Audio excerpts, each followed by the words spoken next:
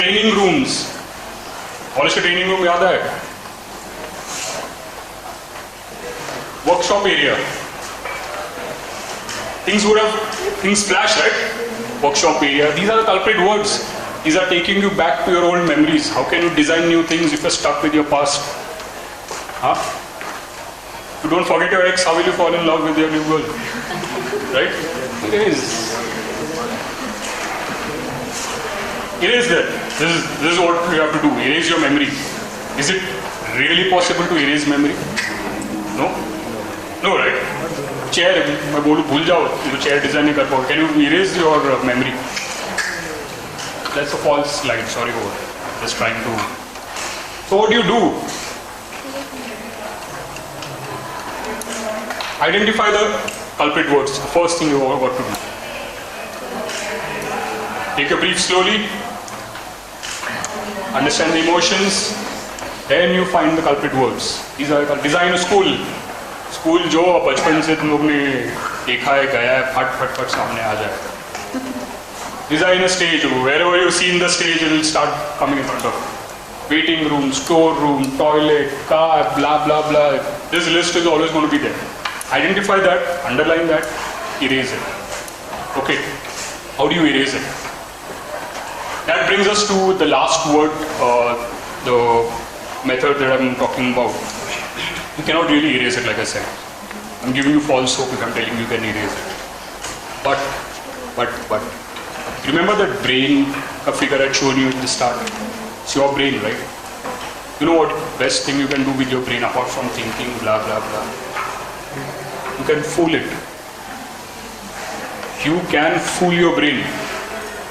How do you fool your brain? Have you ever tried to fool your brain? Yes, ये बराबर yes है. वो सब मामले में बराबर yes है. How have you fooled your brain? Just give me one example. I know how I fooled my brain, but I want to understand from you. One example. मैंने इस खाना नहीं खाया, मेरे को भी नहीं.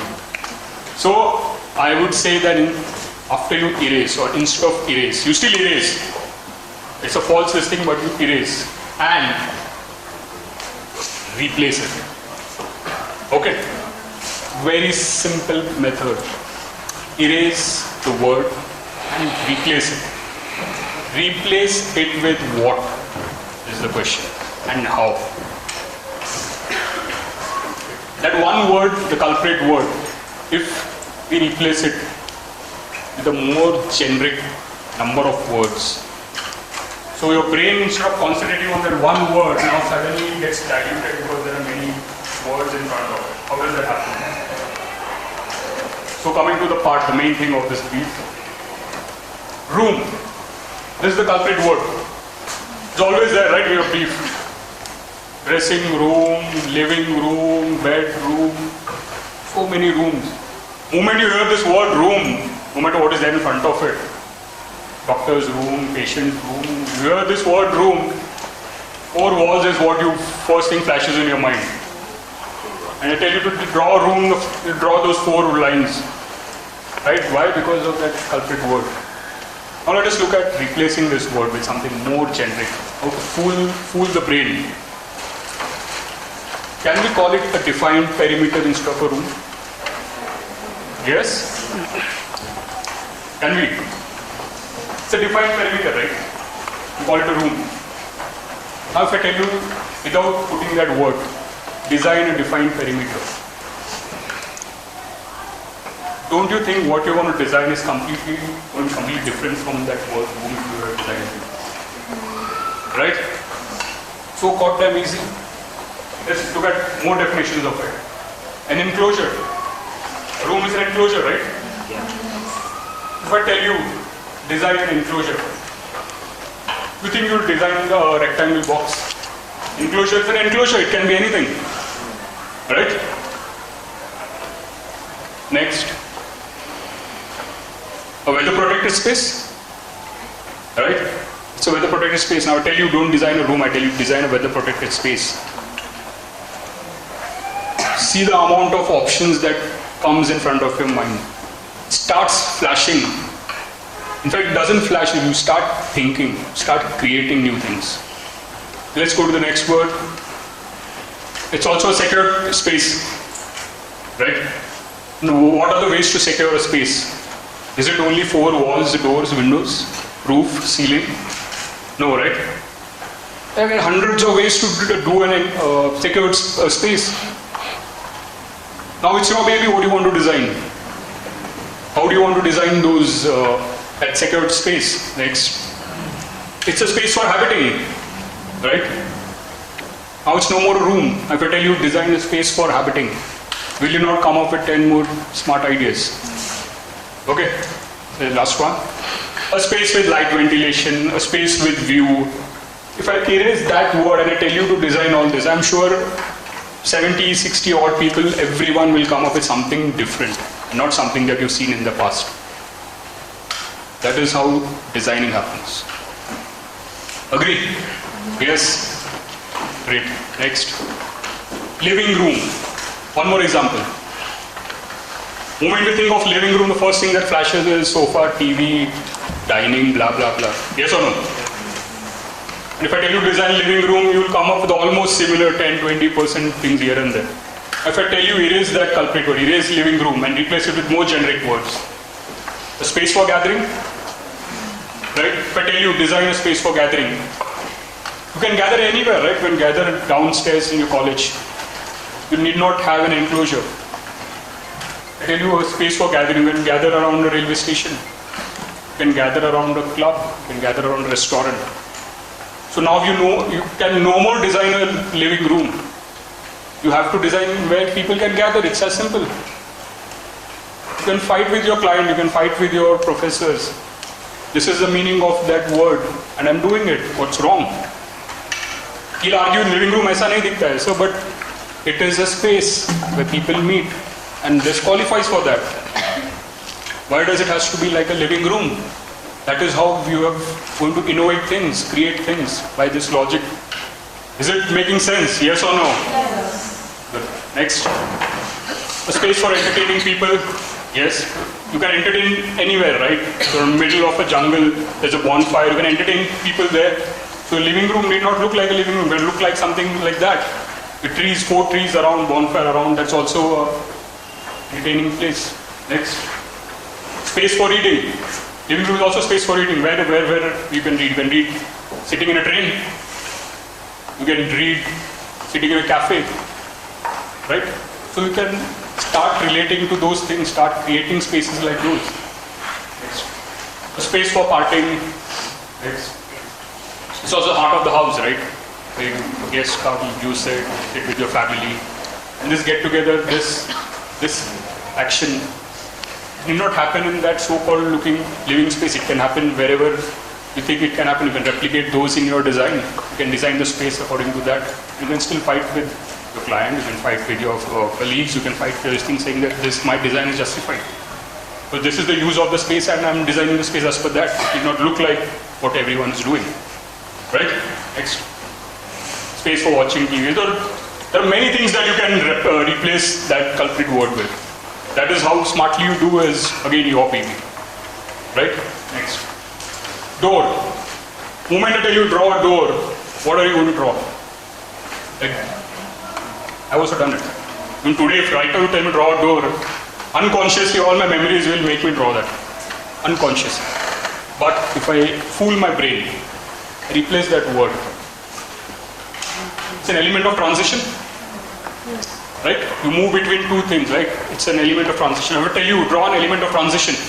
You think you'll draw that rectangle? You'll design something, right? That's how you will start designing. Go to the next one. Where definition of spaces change.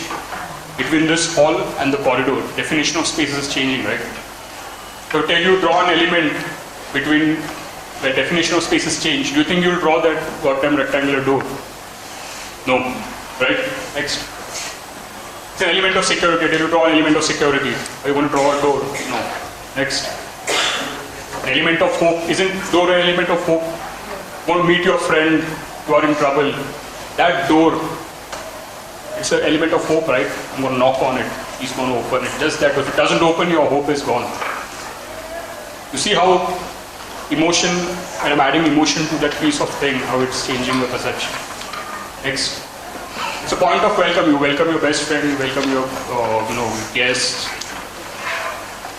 It changes, right? It's no more a door now. It's a point of living. Someone's departing from that door. Imagine the emotions that is going in your head. The parents are going abroad for a month to that door. That meaning of emotion of door has completely changed, right? So next, similarly, so this I leave it to you. Wall. Wall is always, when I tell you, a room with a wall. First thing you'll do is you'll start pulling up those things in your plan, in your elevation. But now if I start putting meaning, I'll start erasing the word wall. There's so many things that, one more example, it reminds me. Does physically a separation is required if I talk about wall? I don't think so. We need walls for separation. Animals, do you think they'll build walls? How does a dog define its territory? Smell. That doesn't mean that in your design you say a dog has pissed here and that's okay. But I'm saying that the senses, it's not just visual. You can design it through your senses also. Next. So quick summary of what we went through. Here, concept, despacito, slow down. Stop visualizing. Stop looking for references. Google band karo. Now after what I've said, I don't think so Google becomes relevant. Right? Secondary now. Come to designing, biggest problem, don't do that. Stop, take it slowly. Emotions, evoke the emotion that you want the user to feel. Activate it through the 5 senses. Create the situation. That's your baby, that's you got to design. Designing will start. Now coming to the other part, erase the culprit words. Identify them first, erase it. Second, they cloud your thinking, your memories. So don't leave it. If you left any culprit word in your design program, you're gone. You're again gone back to basics. Last, replace those culprit words with more generic meaning. Okay, that's also a trick how you do that. That will lead to a good design. So if you are able to do that well, you've already crossed 50% of your problems. And dilute the word as much as you can. Like I said, it's a transition between door, a transition between space. Use more generic words. It will clear all your issues, your roadblocks of designing stages. So, you're clear with this, my work is done. Any questions, any doubts? But before that, now you look at this. You think your design can somewhere be around things like these? Doesn't it look like a space for transition? Yeah. Doesn't it? Doesn't it look like a space of transition? So tomorrow if you draw a door like this, fight for it. Why? It is a space for transition, right? The door need not be part of a wall. So on and so forth. This can be a living room. Who knows? The word is not there. It's space for gathering. There can be a space for gathering. Who said you cannot? Who said? Tell your client who said you cannot gather around a space like this. That can be a cooking area. As long as you can cook in that, it's done. But to come to that, erase that word. Then only you can convince your people in front of you. So I always believe, be yourself, believe in yourself. Whatever you do, you are much, much smarter and capable of doing things. All that you need is your willpower to do something. Don't worry about model kaise banaunga, how will I convince the faculty, what will my friends say.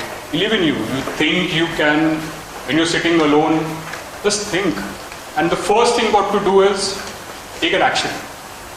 You know how I came to this presentation? I'm doing this, last I did it in 2005, it's 2017. After 12 years, I'm doing a first presentation with an audience like this. It never happened so far. I was always thinking, kya karu, kyun karu, what I'm going to do. The first thing I decided, okay, let me give back something that I've learned. That was my thought, sitting alone in the room. Second thing, the action what I took, I called up Mridula. Then the first thing I do is the first action I took an action. After that, till date, I never called her. Things have fallen in place. I prepared the presentation. This got booked. The festival happened. It all depends on that thing of you believing in you and taking the action. Okay, great. That's it.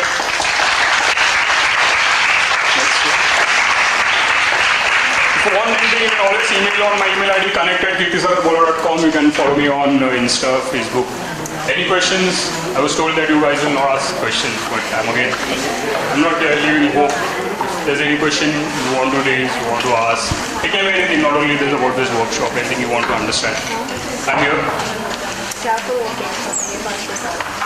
Anything. भूख लगा है ना, मेरे को भी लगा है. Okay, thank you. Thanks a lot. I had a good time. Hope you also had a good time.